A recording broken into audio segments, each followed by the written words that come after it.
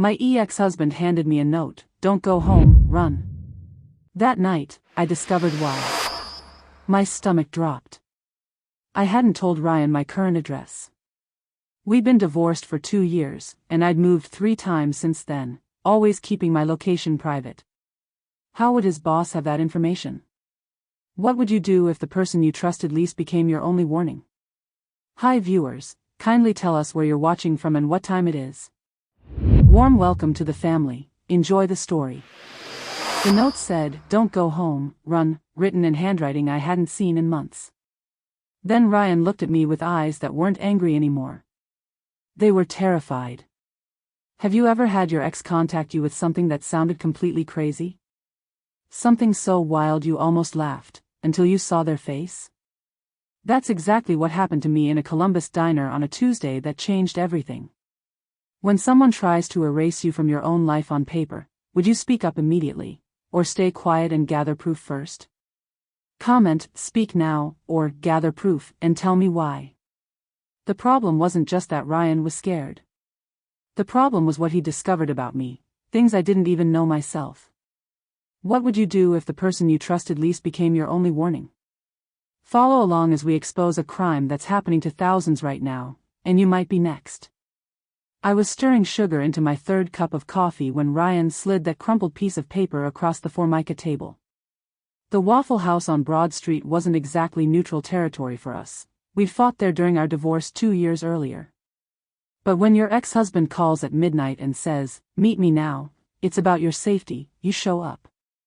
The note was torn from a legal pad, edges rough like he'd ripped it in a hurry. 4 words in his messy handwriting, "Don't go home, run." Below that, an address in Cincinnati I didn't recognize and a phone number with 3 question marks after it. What is this supposed to be? I asked, keeping my voice low. The night shift waitress kept glancing our way, probably wondering if she needed to call someone. Ryan's hands were shaking as he reached for his coffee. Not the angry shake I remembered from our worst fights, this was different. Fear makes your whole body move wrong, and I was seeing it now in someone who used to fix motorcycles with steady hands. "I heard something at work," he said. "About you. About what they're planning." I almost walked out right then. Ryan worked at some real estate company in Cincinnati now, doing property inspections or something equally boring. Whatever office drama he'd stumbled into had nothing to do with me. "They who?" I said, checking my phone. It was already past 1 in the morning, and I had to open the medical clinic at 7. My boss and his partner. They were in the conference room after hours, going through files. Talking about houses they're going to ghost. He made air quotes with trembling fingers. That's what they called it. Ghosting. The fluorescent light above our booth made everything look sick and yellow. Ryan's face, the coffee in my cup, the fake wood grain of the table, everything felt wrong. "Your name was on one of the files," he continued. "Not just your name. Your social security number. Your old address on Maple Street. The rental on Cherry Hill where you live now." My stomach dropped. I hadn't told Ryan my current address. We'd been divorced for 2 years, and I'd moved 3 times since then, always keeping my location private. How would his boss have that information? "That's impossible," I said, but my voice sounded hollow. "There's more." Ryan pulled out his phone, hands still unsteady. I took a picture when they weren't looking. The screen showed a manila folder with my name typed on a white label. Underneath, in red ink, someone had written, "Phase 2, complete erasure by Friday." If this happened to your ex, would you listen? Subscribe, you might need these red flags someday. The diner felt too warm suddenly. My palms were sweating, and I could hear my heartbeat in my ears. Friday was 3 days away. Ryan, this doesn't make sense. I'm nobody. I process medical insurance claims and live in a rental house. Why would anyone want to? Because you own something they want, he interrupted. Or you own something. I don't know all the details, but they mentioned Franklin County records. Something about a deed that was never properly transferred. The coffee tasted like metal now. Franklin County was where we'd bought our first house together, the little place on Elm Street we'd sold right before the divorce. The sale had been complicated, lots of paperwork and delays, but it eventually went through. Or so I thought. Ryan stood up, leaving a $5 bill on the table. Don't go home tonight. Stay somewhere else. Somewhere they can't find you. This is crazy, I said, but I was already reaching for my purse. Maybe. But crazy doesn't mean wrong. By morning, my rental house was empty. Not robbed, erased. Like I had never lived there at all. Screenshot that phrase, don't go home, run. You'll understand why by chapter 3. The key still worked, but the house didn't belong to me anymore.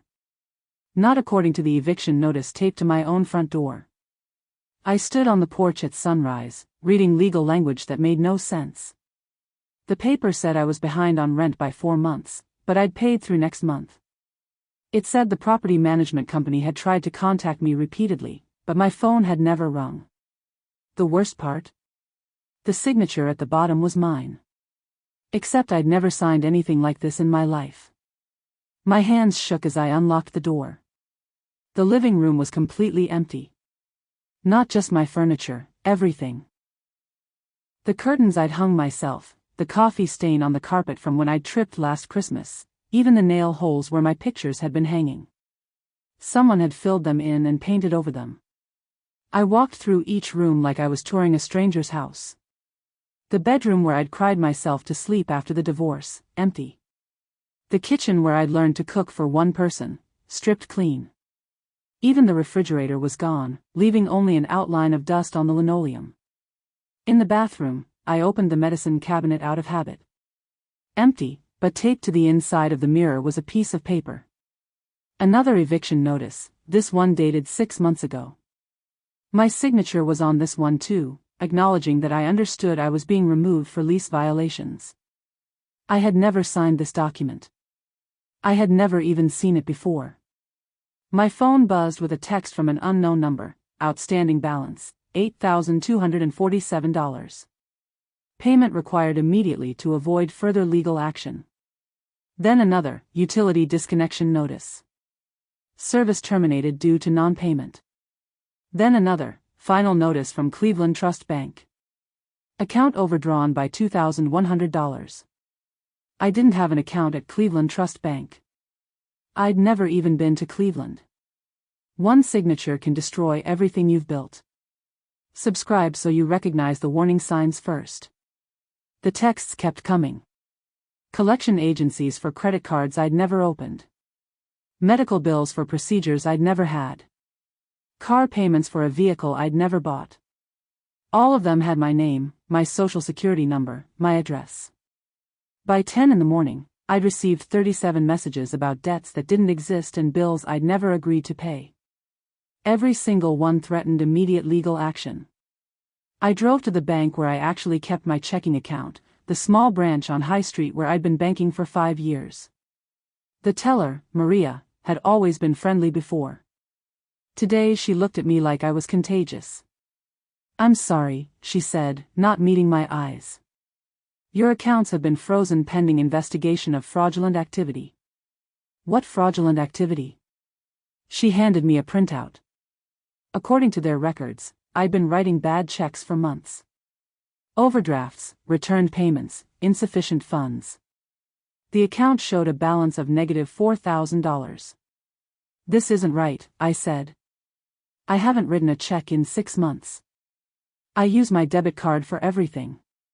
Maria's expression didn't change. "You'll need to speak with our fraud department. They're only available by appointment." The earliest appointment was 3 weeks away. I sat in my car in the parking lot, staring at the bank statement that showed purchases I'd never made and checks I'd never written. All signed with my name in handwriting that looked exactly like mine. The foreclosure was dated yesterday. The property? The house I sold 2 years ago in Franklin County. Ever had your own key feel like breaking and entering?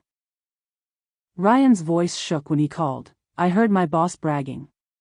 Your name was in the file on his desk. I was sitting in my car outside the Fairfield Inn, the only place I could afford for one night after discovering my credit cards had all been canceled. The parking lot was full of traveling salespeople and families passing through Columbus, normal people living normal lives. I envied every single one of them. "Tell me exactly what you heard," I said, pressing the phone closer to my ear. I was cleaning out the conference room after hours. You know, emptying trash cans, wiping down the table. Mr. Brennan was in his office with someone I didn't recognize. The door was cracked, and I could hear them talking. Ryan worked for Brennan Property Solutions, a real estate investment firm that bought distressed properties around Ohio. It was legitimate work, or so I thought. Brennan was showing off, Ryan continued.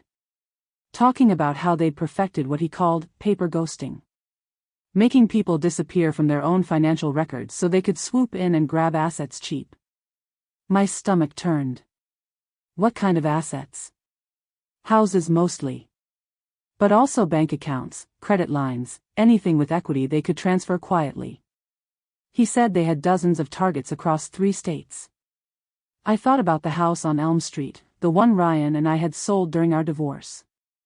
The closing had been messy, with paperwork delays and last-minute changes. At the time, I'd been so eager to move on with my life that I hadn't paid close attention to the details. "He mentioned your name specifically?" I asked. "Not just your name.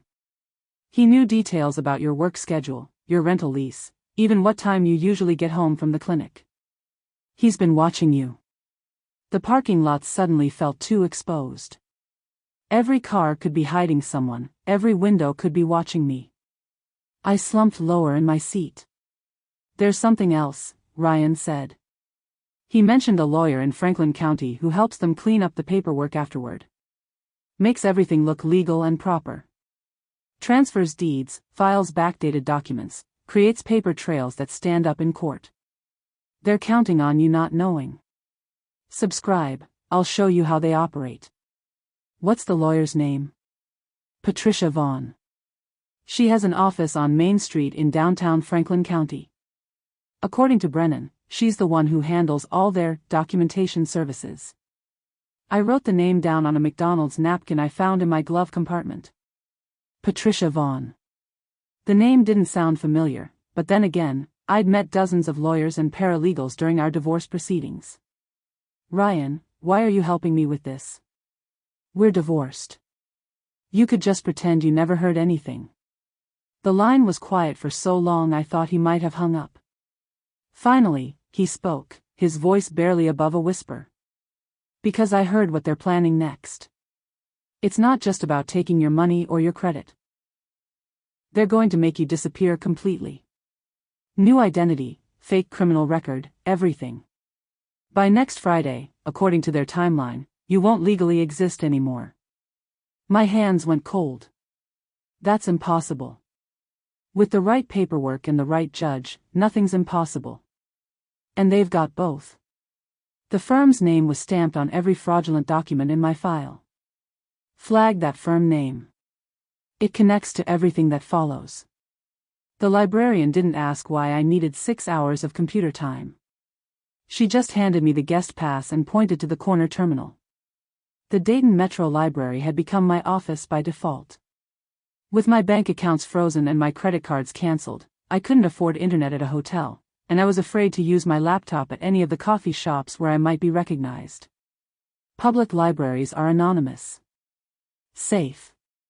The kind of place where you can disappear into research without anyone asking questions. I started with Patricia Vaughn, the lawyer Ryan had mentioned.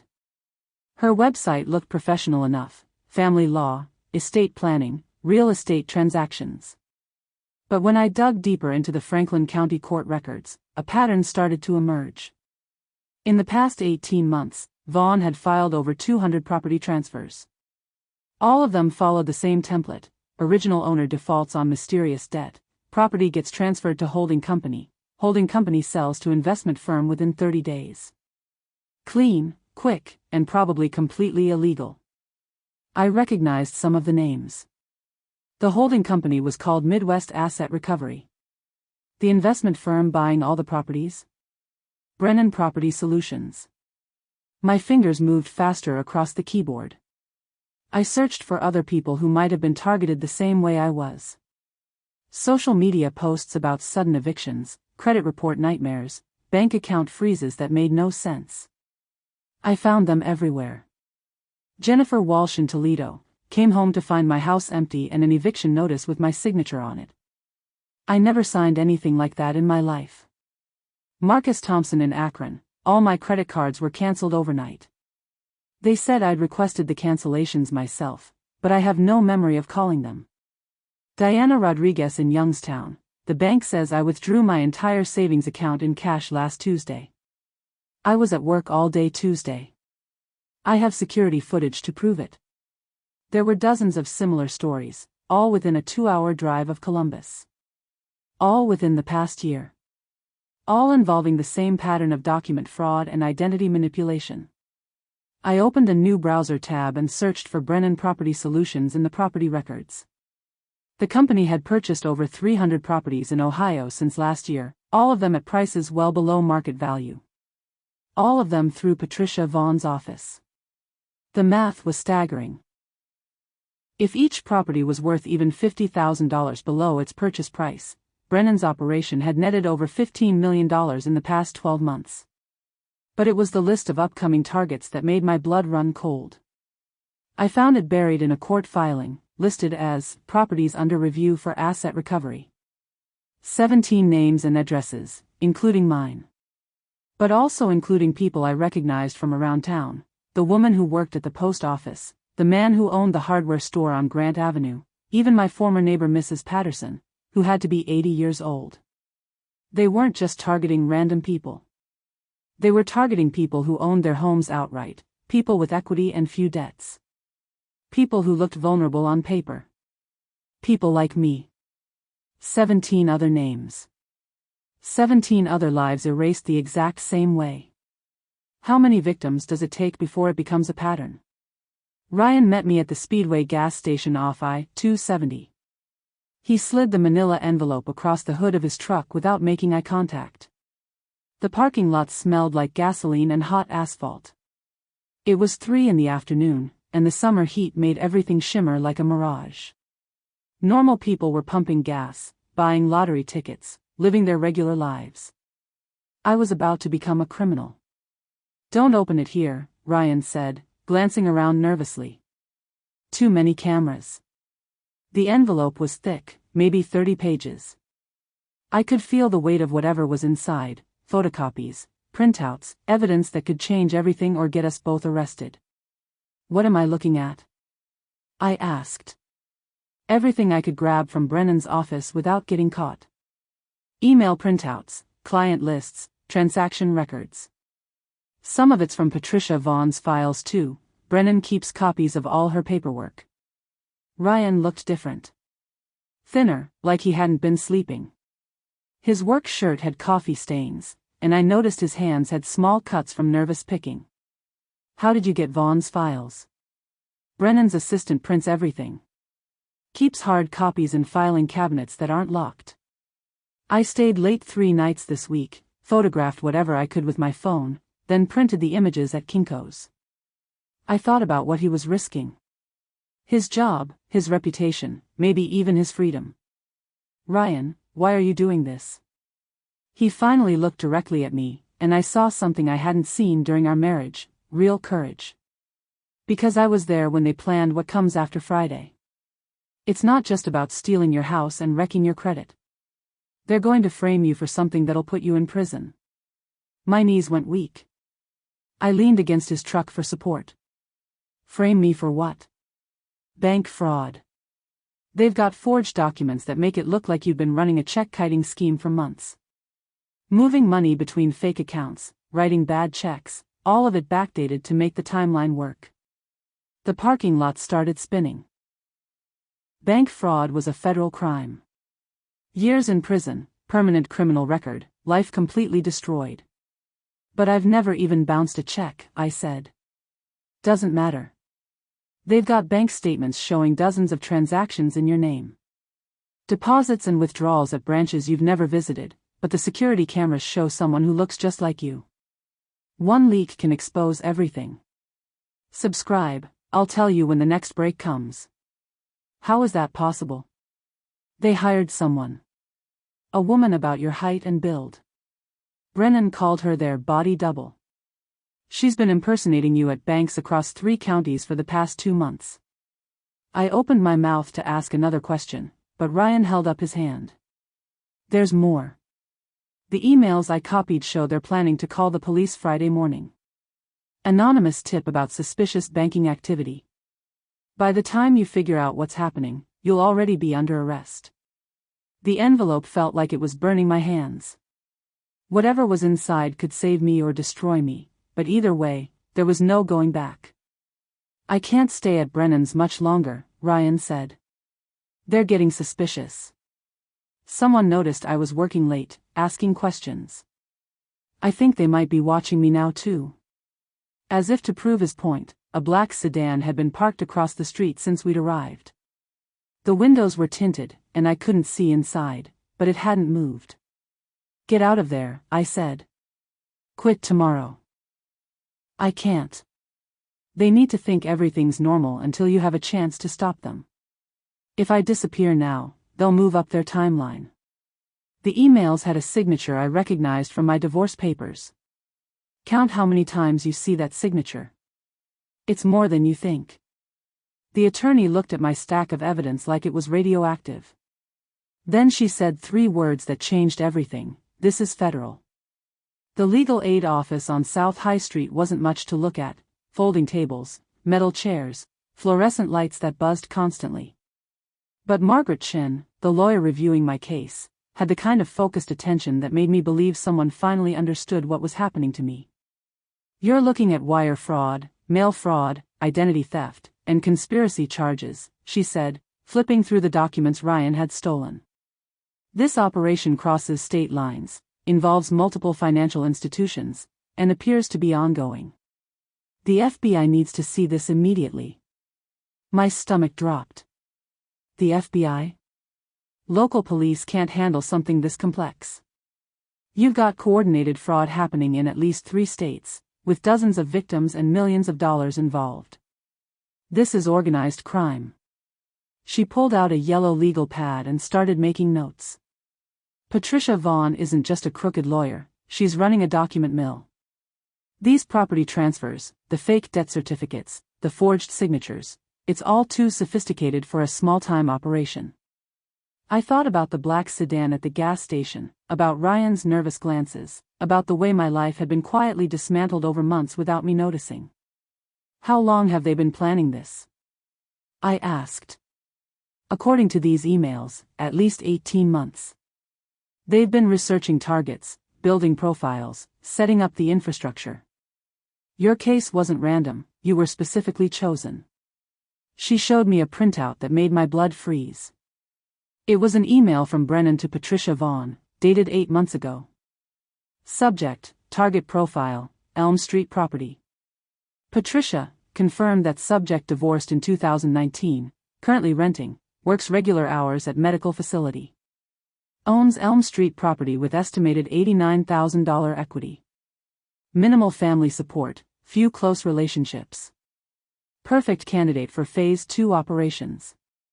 Recommend moving forward with credit prep and document staging. They studied me, I whispered. Like a textbook case. Single woman, steady income, valuable assets, socially isolated. They knew exactly how to target someone who wouldn't be missed right away. Margaret leaned back in her chair, and for the first time, she looked worried. There's something else. These aren't the only operations Brennan's running. I see references to similar schemes in Michigan and Indiana. We're talking about a multi-state criminal enterprise. She wouldn't take my case, not because she didn't believe me, but because it was too big for legal aid to handle. Instead, she picked up her phone and dialed a number from memory. Agent Sarah Martinez, FBI White Collar Crime Division, she said when someone answered. I've got something you need to see immediately. 20 minutes later, I was sitting in the back seat of an unmarked government car, heading toward the federal building downtown. The agent driving didn't speak, but I could see her eyes watching me in the rearview mirror. Margaret had given me one piece of advice before I left: don't trust anyone except the feds. If Brennan's operation is as sophisticated as it appears, they might have people inside local law enforcement too. The federal building looked like a fortress: concrete walls, metal detectors, security guards who studied my face like they were memorizing it. I'd never been inside a government building before, and everything felt too serious, too permanent. She wouldn't take the case. But she gave me a name: someone who would. Ever been told your problem was too big for regular help? The federal prosecutor's office smelled like old coffee and newer secrets. Agent Martinez didn't smile when she saw my evidence. She was younger than I'd expected, maybe 35, with short black hair and the kind of intense focus that made me sit up straighter. Her office was small but organized: law books, case files, a computer with 2 monitors showing financial spreadsheets. "I've been tracking Brennan Property Solutions for 6 months," she said, spreading my documents across her desk. "You're the first victim who's come forward with this level of documentation." She held up the envelope Ryan had given me. "Your ex-husband took significant risks getting these files. We'll need him to cooperate fully if we're going to build a case. He's still working there. Still gathering information. Not for much longer. Document theft is a felony, and if Brennan suspects anything, your ex could be in physical danger." Agent Martinez opened a thick file folder with "Brennan Investigation" stamped across the top. Inside were photographs, bank records, surveillance reports, and dozens of victim statements. "We estimate they've stolen over $20 million in the past 2 years, she continued. "Your case fits the pattern perfectly, but it's also unique. Most victims don't realize they've been targeted until it's too late to gather evidence."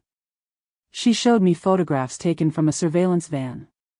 Brennan entering banks, meeting with Patricia Vaughn, shaking hands with people I didn't recognize. There was even a photo of the woman Ryan had mentioned, my body double, walking into a Cleveland Trust Bank branch. "That's Jessica Reeves," Agent Martinez explained. "Professional identity thief. She's impersonated at least 12 women across Ohio in the past year.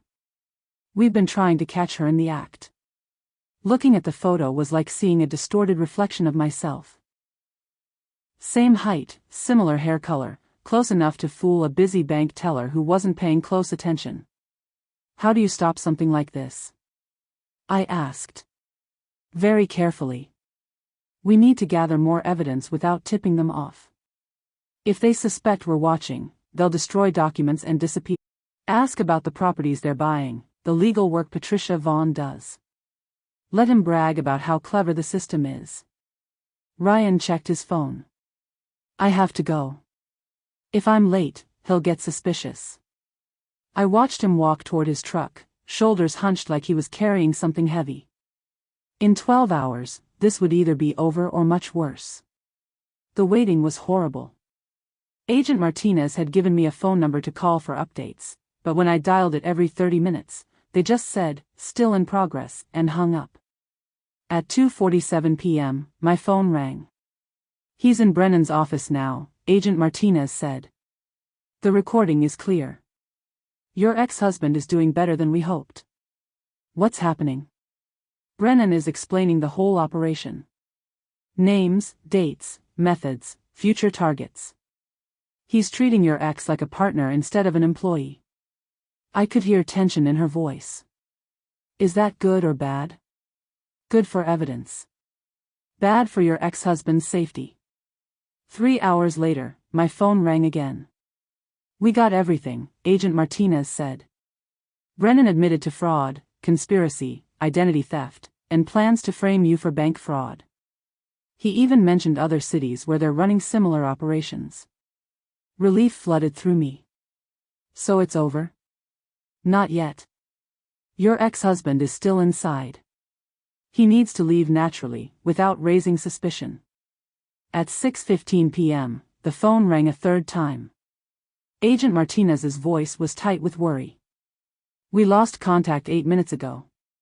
"What does that mean?" "The wire went dead. Could be equipment failure, could be discovery." We're sending backup units to the building now. I gripped the phone so hard my knuckles went white. Is he okay? We don't know. The last thing we heard was Brennan saying, "There's more. Bigger fish." Then static. The recording cut to static just as his boss said, "There's more. Bigger fish." That static lasted 12 seconds. 12 seconds that almost ended everything. The phone call came at 2:47 a.m. Agent Martinez's voice was tight, "Pack a bag. We're moving on this tonight." I'd been lying awake since midnight, staring at the hotel ceiling and wondering if Ryan was still alive. The FBI had lost contact with him for 3 hours before his truck finally appeared in the Brennan Property Solutions parking lot. When they'd approached him, he was shaken but unharmed, and carrying information that changed everything. "Brennan didn't catch the wire," Agent Martinez explained as I threw clothes into my overnight bag. "He was so excited about expanding the operation that he showed your ex-husband files we never knew existed." "What kind of files?" "A network. Brennan isn't running this alone. He's got partners in Michigan, Indiana, Pennsylvania, and West Virginia. They're coordinating targets, sharing resources, even trading victim profiles across state lines." I met Agent Martinez at the federal building at 4 a.m. The place was buzzing with activity. Agents in FBI jackets, tables covered with evidence, phones ringing constantly. Maps on the walls showed red pins scattered across 5 states. "This is the biggest identity theft ring we've seen," she said, leading me to a conference room. "Over 200 documented victims, probably twice that number who haven't come forward yet. They've stolen an estimated $47 million in the past 3 years." The numbers made my head spin. $47 million. 200 victims. A criminal enterprise that stretched across half the Midwest. "Your case was the key," Agent Martinez continued. "The documents your ex-husband photographed gave us the evidence we needed to get federal warrants for all 5 states. We're executing coordinated raids at 6 a.m. She showed me photographs taken from surveillance, Brennan's office, Patricia Vaughn's law firm, houses belonging to other members of the network. There was even a photo of a warehouse in Detroit where they apparently stored fake identification documents and forged paperwork. The woman who's been impersonating you, Jessica Reeves, she's actually impersonated dozens of women. Professional identity theft is her full-time job, and she's made over $2 million doing it." At exactly 6 a.m., Agent Martinez's radio crackled to life. "All units, execute warrants." I watched from the conference room as reports came in from across 5 states. FBI agents entering buildings, suspects being arrested, boxes of evidence being seized. The operation was massive, over 100 federal agents participating in simultaneous raids. "Brennan Property Solutions office secured," came the first report. "Suspect in custody, files seized." Patricia Vaughn law office secured. Suspect attempting to destroy documents when agents arrived. Detroit warehouse secured. Suspect Reeves in custody, extensive forged document operation discovered. By 8 a.m., they had arrested 12 people and seized enough evidence to fill 3 trucks. But Agent Martinez didn't look satisfied. "We got the middle management," she said. "But the person financing this operation, the one making the big decisions, he wasn't in any of the buildings we raided." "How do you know there's someone bigger?" She played a recording from Ryan's wire. Brennan's voice, excited and careless. "Wait until you meet the man upstairs. He's the one with the real vision. This Ohio thing is just practice for what he's got planned nationally." The man upstairs. Someone with enough money and connections to coordinate criminal operations across multiple states. 43 arrests across 6 states. But the ringleader wasn't among them. Screenshot those numbers: 43 arrests, 6 states. The scope will shock you. The photo Agent Martinez showed me was from my own wedding. The man in the background, barely visible behind Ryan's shoulder, he was the one who'd been watching me for years. I stared at the picture, my hands shaking. It was taken outside the church in Dayton, right after the ceremony. Ryan and I were kissing, and our families were gathered around us, throwing rice and laughing. But there, in the crowd of well-wishers, stood a man I didn't recognize. His name is David Kowalski, Agent Martinez said. Real estate developer, investment banker, and apparently the head of a criminal organization that spans 12 states. The man in the photo looked ordinary, middle-aged, average height, wearing a nice suit. The kind of person who would blend into any crowd, any celebration, any normal moment of someone else's life. How long has he been watching me? Based on what we've found in his files, at least 5 years. Your wedding, your divorce proceedings, your job changes, your moves to different apartments. He's got documentation of your entire life. Agent Martinez spread out more photographs across the table. Kowalski entering banks, meeting with lawyers, shaking hands with people in expensive suits. In one photo, he was standing outside my workplace at the medical clinic, apparently watching me walk to my car. He specializes in what he calls long-term asset acquisition, she explained. He identifies targets years in advance, then slowly builds profiles on them. Financial records, family relationships, work schedules, daily routines. By the time he moves against someone, he knows them better than they know themselves. The FBI had found Kowalski's files in a storage unit outside Cincinnati, dozens of boxes containing detailed dossiers on hundreds of people across the Midwest. My file was 3 inches thick. He knew about your divorce before the papers were filed, Agent Martinez continued. He had copies of your financial records, your employment history, even your medical records from the clinic where you work. She showed me a timeline Kowalski had created, mapping out my life year by year. When I'd gotten married, when the relationship started having problems, when I'd consulted a divorce lawyer, when the house on Elm Street had gone up for sale. Every major event in my life had been documented and analyzed. The house sale was his first test, she said.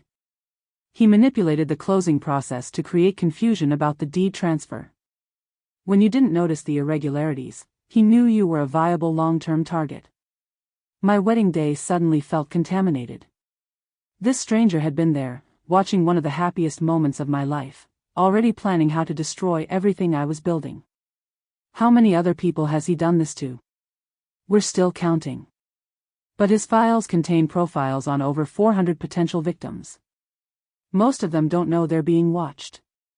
Agent Martinez pulled out a map of the United States with red dots scattered from Ohio to California. Kowalski doesn't just steal identities, he studies people's lives for years, then systematically destroys them when the timing is right. He's got operations in 12 states and partnerships with criminal organizations from coast to coast. The scope was overwhelming. This wasn't just about me or even about Ohio. It was a national criminal enterprise with hundreds of victims and millions of stolen dollars. He knew about the divorce before Ryan did. He'd been planning this for 3 years. Look closer at your old photos. You might see more than you remember. I placed my hand on the Bible and swore to tell the truth. Across the room, the man who erased my life wouldn't meet my eyes. The federal courthouse in Columbus felt like a cathedral made of marble and fear. High ceilings, wooden benches packed with reporters, and a judge who looked down at everyone like she was weighing their souls. I'd never been in a courtroom before, and everything felt too formal, too permanent. David Kowalski sat at the defense table in a perfectly pressed navy suit, whispering to his lawyer. He looked smaller than I'd imagined, more ordinary.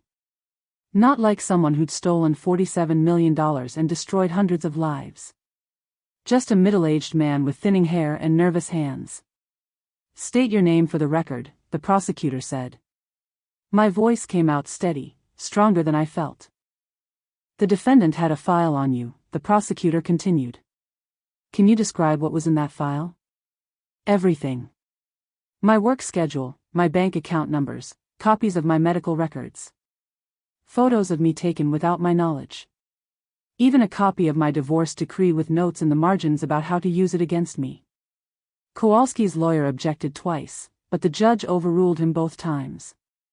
The evidence was overwhelming: boxes of files, recorded conversations, financial records showing exactly where the stolen money had gone. When it was his lawyer's turn, he tried to make me sound paranoid, confused, vindictive. Isn't it true you were going through a difficult divorce? Weren't you emotionally unstable during this time period? I was getting divorced, I said. That doesn't make me a liar. But you've admitted to having financial problems, relationship issues, work stress.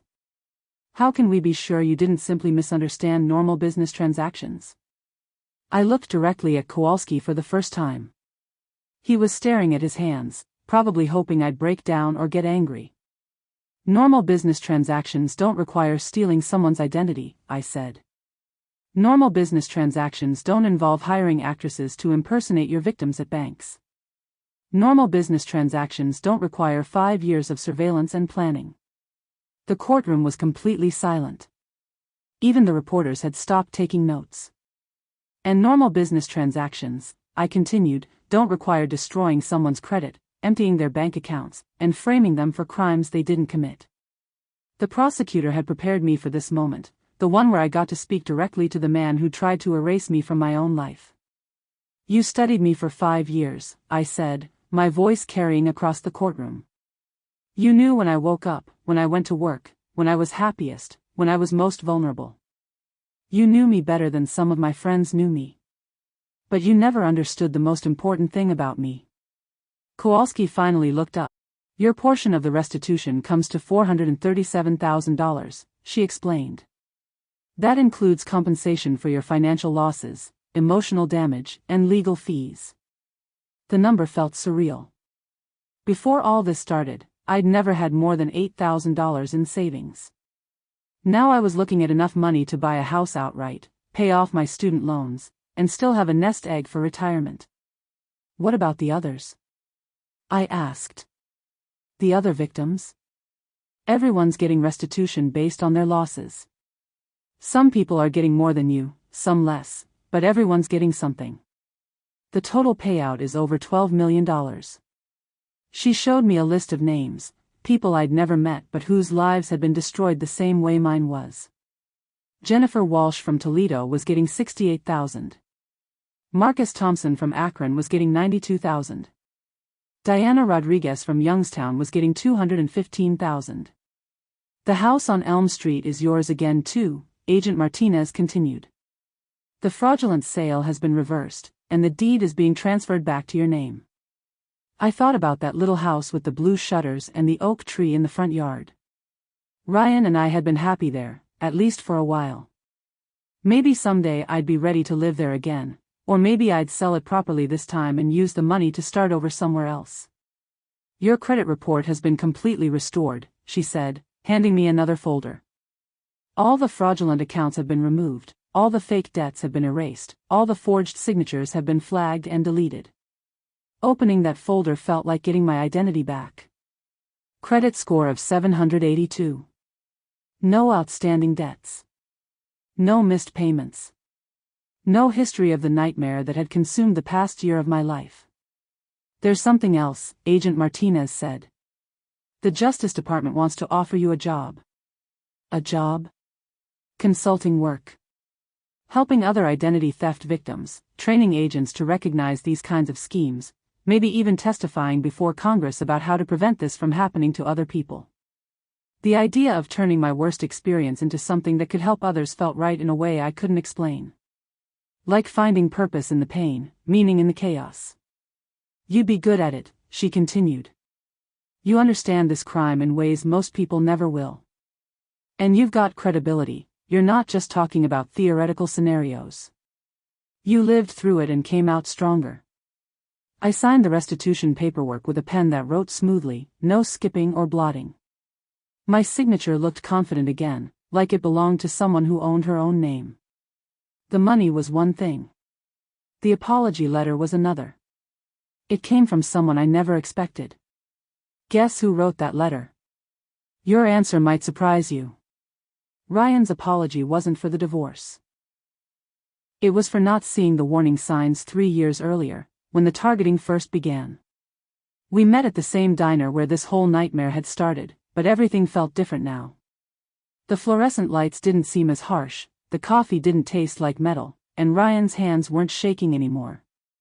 I keep thinking about things I should have noticed, he said, stirring sugar into his cup. Phone calls that hung up when I answered. Mail that arrived addressed to you but sent to my apartment. People asking questions about you at work, pretending they were old friends trying to reconnect. The letter he'd written was 3 pages long, handwritten on lined paper like a school assignment. In it, he'd apologized for being so focused on our failing marriage that he'd missed the signs someone was studying our lives. They used our divorce against both of us, I said. Made us too angry and distracted to notice what was really happening. That's exactly what they counted on. Kowalski's files showed they specifically target people going through major life changes, divorce, job loss, death in the family. Times when people are too overwhelmed to pay attention to details. Ryan had testified at Kowalski's trial too, explaining how Brennan had recruited him, how the document theft had worked, how the whole operation had been structured. His testimony had been crucial in getting convictions for everyone involved. I never thanked you properly, I said. For wearing the wire, for stealing those files, for risking your job and maybe your life to help me. You shouldn't have to thank me for doing the right thing. We sat in comfortable silence for a few minutes, watching other customers come and go. Normal people living normal lives, unaware that predators like Kowalski were out there studying them, planning ways to destroy everything they'd built. What happens now? Ryan asked. I start over. New house, new job maybe, definitely new appreciation for boring paperwork and careful record keeping. Are you scared? Terrified. But also excited. For the first time in years, I feel like I'm in control of my own life. Ryan smiled, the first genuine smile I'd seen from him since before our marriage started falling apart. You were always stronger than you thought. I just forgot to tell you that often enough. We were both trying to survive something we didn't understand. We did the best we could with what we knew. The diner felt peaceful now, like a place where two people who'd shared something difficult could finally find closure. We weren't in love anymore, that ship had sailed years ago, but we weren't enemies either. If you ever need anything, Ryan said as we got ready to leave, someone to check your mail when you're out of town, someone to look over contracts before you sign them, someone to just listen when you're worried about something, call me. Same here. We're not married anymore, but we're still connected by all this. Partners in surviving something that tried to destroy us both. Sometimes the person who saves you is the last one you'd expect. The first time I spoke at a conference about identity theft, my hands shook. By the 5th conference, I was the one other victims called first. The Ohio Attorney General's office had invited me to speak at their annual Consumer Protection Symposium.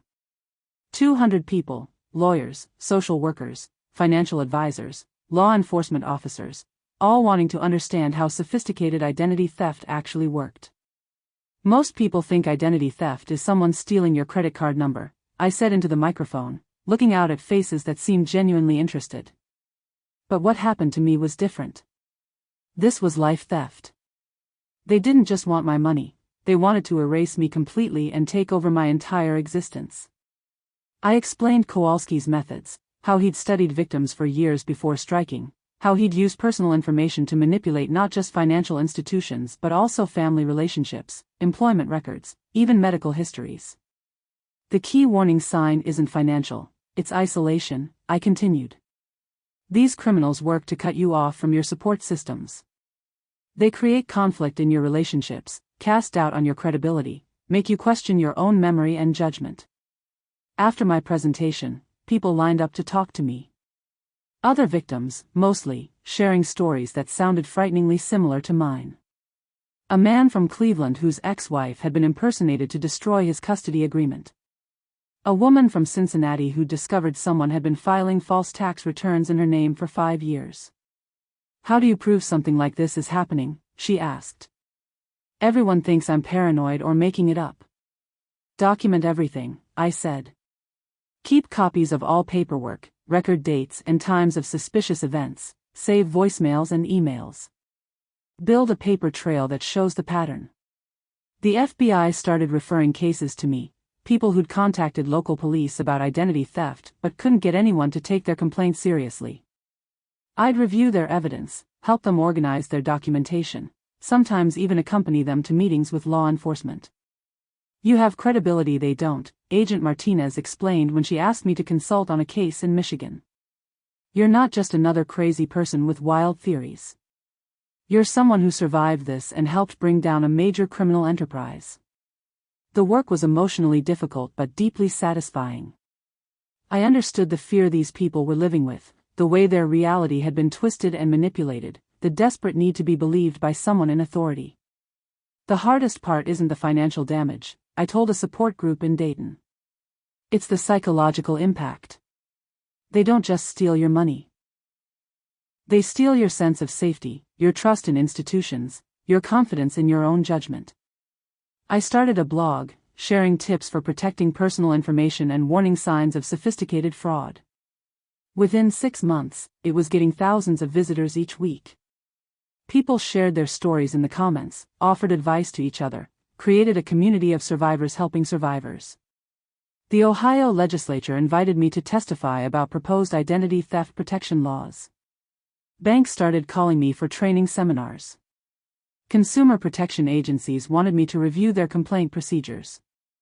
You've become an expert, Agent Martinez said during one of our regular check-ins. I never wanted to be an expert in this, I replied. But if I have to be, I might as well use it to help other people. The call came from Washington. They wanted me to testify before Congress. From victim to expert witness. What would you do with that platform? Writing that once shook while filling out police reports, now steady, clear, and heard. The Senate Judiciary Committee had invited me to testify about the Identity Theft Prevention and Victim Protection Act. 12 senators sat at a curved desk in front of me, their faces serious and attentive. Behind me, the gallery was packed with reporters, advocates, and other survivors who'd made the trip to Washington. Senator Collins, members of the committee, I began, 3 years ago, I thought identity theft meant someone using my credit card without permission. I had no idea that criminals could systematically erase someone's entire existence using nothing but forged paperwork and patience. I told them about Kowalski's network, about the hundreds of victims across multiple states, about the sophisticated methods used to target vulnerable people during major life transitions. I explained how current laws were inadequate for addressing organized identity theft operations.